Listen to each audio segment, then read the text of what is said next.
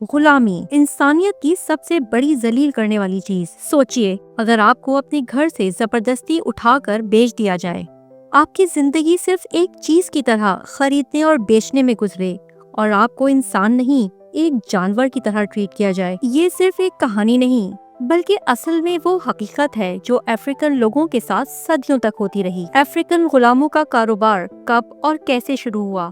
کون سے ملک اس گھناؤنے کاروبار میں شامل تھے اور یہ غلامی کا دور کب اور کیسے ختم ہوا؟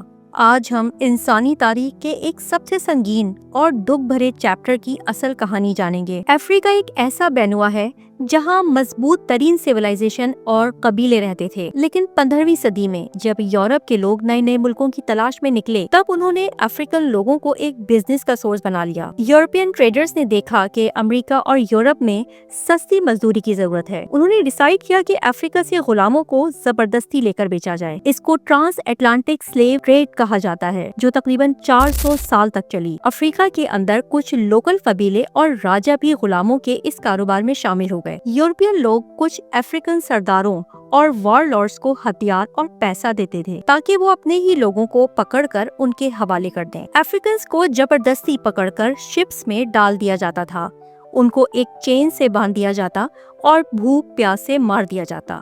بہت سے لوگ اس سفر میں ہی دم توڑ دیتے تھے۔ اس جرنی کو مڈل پیسج کہا جاتا ہے، جو تاریخ کا سب سے ذلیل اور پینفل سفر مانا جاتا ہے۔ اگر کوئی افریقن اس جرنی میں بچ جاتا تو اس کی نئی زندگی صرف ایک غلام کی طرح ہوتی تھی۔ امریکہ اور یورپ کے کھیتوں میں بے حد محنت کروائی جاتی تھی۔ غلاموں کے مالک ان کے ساتھ جانوروں سے بھی برا سلوک کرتے تھے، ان کو مارا جاتا، بیچینا جاتا اور کبھی کبھی پوری زندگی زنجیروں پہ گزر جاتی۔ غلاموں کے کوئی حق نہیں ہوتے تھے۔ اگر کسی نے بھاگنے کی کوشش کی تو اس کو سخت سے سخت سزا دی جاتی تھی۔ بہت سے یورپین ملک اس بزنس میں شامل تھے، جن میں شامل ہیں پرتگال، سب سے زیادہ افریقن غلاموں کو امریکہ لے جانے والا ملک۔ برٹین، اس نے کیریبین اور امریکہ میں غلاموں کا سسٹم اسٹیبلش کیا۔ فرانس، اس نے اپنی کالونیز میں غلاموں کا بہت زیادہ استعمال کیا۔ اسپین، اسپینش لوگوں نے بھی ملینز آف افریقنز کو غلام بنایا۔ امریکہ، یہ غلاموں پر پوری طرح ڈیپینڈ کرتا تھا، خاص طور پر ساؤتھرن اسٹیٹس۔ یہ سب ملک